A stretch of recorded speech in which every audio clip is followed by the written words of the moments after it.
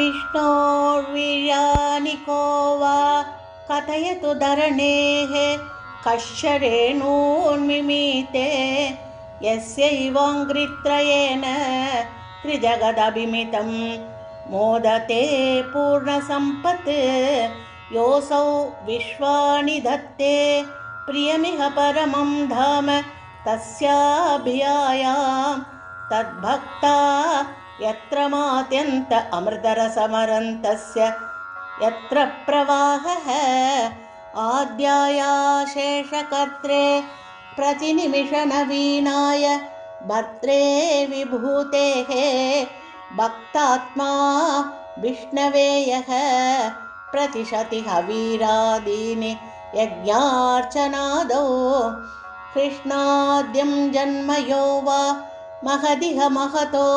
वर्णयेत् सोऽयमेव प्रीतः पूर्णो यशोभिः त्वरितमभिसरेत् प्राप्यमन्ते पदं ते हे स्तोतारः कवीन्द्राः तमिह खलु यथा चेदयद्वे तथैव व्यक्तं वेदस्य सारं प्रणुवत जननोपात्तलीला कथाभिः जानन्तश्चास्य नामानि किल सुखकरानीति सङ्कीर्तयध्वं हे विष्णो कीर्तनात्यैः तव खलु महतः तत्त्वबोधं भजेयं विष्णो कर्माणि सम्पश्यत मनसि सदा यैः स धर्मानवत्नाद् यानीन्द्रस्यैष भृत्यः प्रियसख इव च व्यातनो क्षेमकारी इक्षन्ते योगसिद्धाः परपदमनिशं यस्य सम्यक् प्रकाशं विप्रेन्द्रो जागरूकाः कृतबहुनुतयो यच्च निर्भासयन्ते नो जातो जायमानोऽपि च समतिगतः त्वन्महिं नो वसानं देवश्रेयांसि विद्वान् प्रतिमुखिरपि ते नाम संक्षामि विष्णो तं त्वां संस्तौमि नानाविधनुतिवचनैः अस्य लोकत्रयस्याभिभूत्वं विभ्राजमाने विरचितवसतिं तत्र वैकुण्ठलोके आपसृष्ट्यादिजन्याः प्रथममयि विभो गर्भदेशे ददुस्त्वां यत्र त्वय्येव जीवाः जलशयनहरे सङ्गता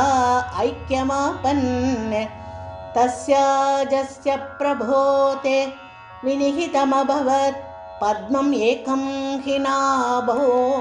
दिग्भद्रं यत्किलाहुः कनकधरणिभृत्कर्णिकं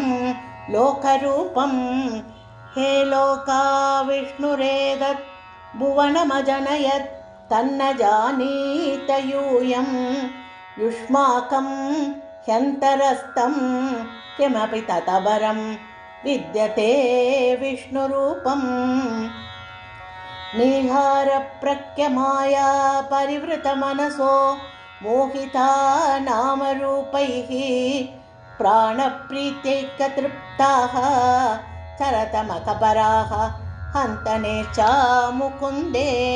मूर्ध्नामक्ष्णां पदानां वहसि खलु सहस्राणि सम्पूर्य विश्वं तत्प्रोत्क्रम्यापि तिष्ठन् परिमितविवरे भासि चित्तान्तरेऽपि भूतं भव्यं च सर्वं परपुरुष भवान् किञ्च देहेन्द्रियादिषु आविष्टो ह्युत्कदत्वात् अमृतसुखरसं चानुभुङ्क्षे त्वमेव यत्तु त्रैलोक्यरूपं तदददपि च तदो निर्गतो नन्दशुद्धज्ञानात्मा वर्तसे त्वं तव खलु महिमा सोऽपि तावान् किमन्यत् तोकस्ते भागये वा अखिल भुवनतया दृश्यते त्र्यंशकल्पं भूयिष्ठं सान्द्रमोदात्मकम् उपरि ततो भाति तस्मै नमस्ते श्रीगुरुवायूरप्पा शरणम् अव्यक्तं ते स्वरूपं दुरधिगमतमं तद्दुशुद्धैकसत्त्वं व्यक्तं चाप्येतदेव पुटममृतरसाम्बोधि कल्लोलतुल्यं सर्वोत्कृष्टामभीष्टां तदिह गुणरसैनेव चित्तं हरन्तीं मूर्तिं ते संशयेऽहं पवनपुरपते पाहि मां सर्वरोगात् श्रीगुरुवायूरप्पा शरणं सर्वत्र गोविन्दनामसङ्कीर्तनं गोविन्द गोविन्द।